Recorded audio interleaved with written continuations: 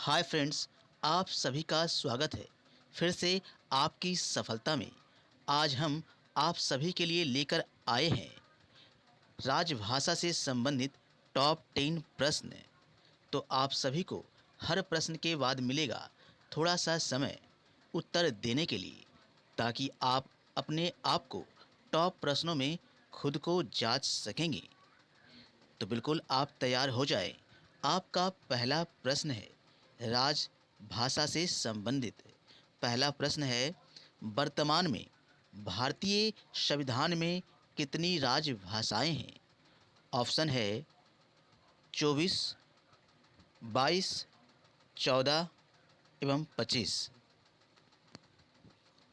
तो इसका उत्तर जल्द से जल्द दें।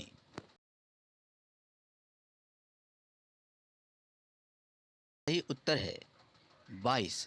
जी हाँ, वर्तमान में भारतीय संविधान में 22 भाषाओं से वर्णित राजभाषाएं इस प्रकार है, जैसे बंगाली, बोडो, डोगरी, गुजराती, हिंदी, कन्नड़, काश्मीरी, कोंकणी, मैथिली, मलयालम, मणिपुरी, मराठी, नेपाली, ओडिया,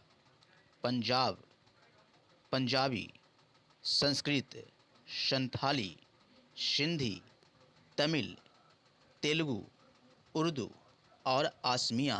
यह 22 भाषाएं हमारे भारतीय संविधान में वर्णित है। अब आपका दूसरा प्रश्न है, ध्यान से सुने और देखिए। भारतीय संविधान में राजभाषाएं किस अनुसूची में वर्णित है? अनुसूची 5, अनुसूची 6, अनुसूची 7, अनुसूची 8। इसका सही उत्तर है अनुसूची 8। जी हाँ, भारतीय संविधान की 8वीं अनुसूची में 22 भाषाएं वर्णित है। इसमें मूल रूप से 14 भाषाएं ही वर्णित थी। वर्ष 2003 में मैथिली, डोगरी, बोडो, संथाली भाषाओं को 8वीं अनुसूची में जोड़ा गया। हमारे संविधान में मूल भाषाएं के अलावा 3 बार संशोधन हो चुका है। और हमारा तीसरा प्रश्न है, निम्न में से कौन सा कथन राजकीय भाषाओं में के संदर्भ में नहीं है? जैसे पहला ऑप्शन है, संविधान के भाग 17वां में अनुच्छेद 343 से 351 राजभाषा से संबंधित है। दूसरा है, जब तक राष्ट्रपति कोई अन्यथा व्यवस्था ना दे उच्चतम न्यायालय के कार्य अंग्रेजी में होंगे। तो आपका इसका सही आंसर है बी, क्योंकि जब तक संसद कोई अन्यथा व्यवस्था ना देगा उच्चतम न्यायालय और उच्च न्यायालय के कार्य अंग्रेजी भाषा में ही होंगे। आपका अगला प्रश्न है चौथा, निम्न में से कौन सा अनुच्छेद सम्मिलित नहीं है? अनुच्छेद 343 में संघ की राजभाषाएं। दूसरा ऑप्शन, अनुच्छेद 344 में राजभाषा पर संसदीय समिति एवं आयोग। तीसरा ऑप्शन है अनुच्छेद 345 राज्य की राजभाषा। और चौथा ऑप्शन है अनुच्छेद 351 उच्चतम न्यायालय और उच्च न्यायालय के लिए राजभाषा। तो आपका सही उत्तर है डी, अनुच्छेद 351 उच्चतम न्यायालय और उच्च न्यायालय के लिए राजभाषा। जी हाँ, अनुच्छेद 351 से संबंध हिंदी भाषा के विकास के लिए विनिर्देश से है, ना कि उच्चतम न्यायालय और उच्चतम न्यायालय के लिए राजभाषा से। आपका अगला प्रश्न है पाँचवा, निम्न में से किसे यह अधिकार है कि वह हिंदी अथवा किसी अन्य भाषा को उच्च न्यायालय की कार्रवाई की भाषा को दर्जा दे सके? पहला ऑप्शन है संसद का कोई भी सदन। दूसरा है किसी राज्य के राज्यपाल।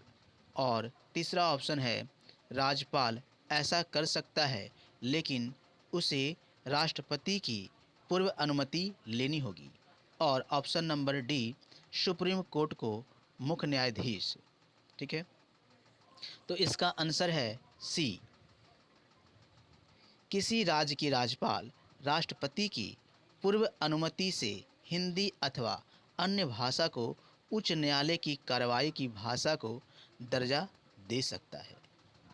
आपका अगला प्रश्न है छठा, यदि किसी व्यक्ति को उच्चतम न्यायालय में कोई जनहित याचिका लगानी हो तो याचिका किस भाषा में लिखी जानी चाहिए? पहला ऑप्शन है 22 भाषाओं में से किसी भी भाषा में। दूसरा है याचिकाकर्ता अपनी मातृभाषा में। और ऑप्शन नंबर सी है केवल अंग्रेजी में। और ऑप्शन नंबर डी है हिंदी या अंग्रेजी में। तो इसका सही आंसर है सी, केवल अंग्रेजी में। जी हाँ, संसद ने उच्चतम न्यायालय में हिंदी के प्रयोग के लिए कोई व्यवस्था नहीं की है, अतः उच्चतम न्यायालय केवल उन्हीं याचिकाओं को सुनता है जो कि अंग्रेजी में हो। आपका अगला प्रश्न है सातवां, निम्न में से कौन सम्मिलित नहीं है? एक तरफ राज्य है, दूसरी तरफ भाषा है। आंध्र प्रदेश का तेलुगु से, दूसरा है केरल का तमिल से, गोवा का अंग्रेजी से और जम्मू कश्मीर का कश्मीरी से। ठीक है, इसका सही आंसर है ए, यानी आंध्र प्रदेश का तेलुगु भाषा से। जी हाँ, केवल आंध्र प्रदेश की राजकीय भाषा तेलुगु सम्मिलित है इनमें से। इसके अलावा अन्य विकल्पों में लिखी गई भाषा सम्मिलित सही नहीं है। आपका अगला प्रश्न है आठवां, अरुणाचल प्रदेश में कौन सा मुख्य क्षेत्रीय भाषा है? पहला असमिया, दूसरा बोडो, तीसरा अंग्रेजी और चौथा डोगरी। सही उत्तर सी है, यानी अंग्रेजी।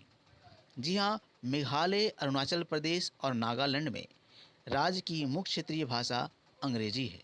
ठीक है, आपका अगला प्रश्न है नौवां, डोगरी भाषा भारत के किस राज्य क्षेत्र में बोली जाती है? ए जम्मू और कश्मीर प्रांत, बी पांडुचेरी, सी अंडमान एवं निकोबार द्वीप समूह, डी नागालैंड। इसका सही उत्तर है ए जम्मू और कश्मीर प्रांत में। जी हाँ, डोगरी भारत के जम्मू और कश्मीर प्रांत में बोली जाने वाली एक भाषा है। वर्ष 2003 में इसे 92वें संविधान संशोधन अधिनियम के द्वारा भारतीय संविधान की 8वीं अनुसूची में इन्हें शामिल किया गया था। और साथ साथ इनके अलावा 3 भाषाएं और जोड़ी गई थी, यानी 92वें संविधान संशोधन में टोटल 4 भाषाएं जोड़ी गई थी। ठीक है, अगला प्रश्न आपका है 10वां, जो कि निम्न में से कौन सी भाषा भारतीय संविधान की 8वीं अनुसूची में वर्णित नहीं है?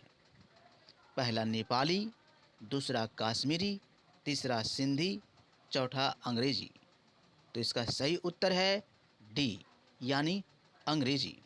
जी हाँ, अंग्रेजी भाषा भारतीय संविधान की 8वीं अनुसूची में वर्णित नहीं है। इसके अलावा सभी प्रश्न में दिए गए भाषाएं वर्णित है। तो आज आपकी सफलता में इतना ही। आपकी सफलता में आने के लिए धन्यवाद, शुक्रिया। और अगले वीडियो के लिए आप बिल्कुल तैयार रहें।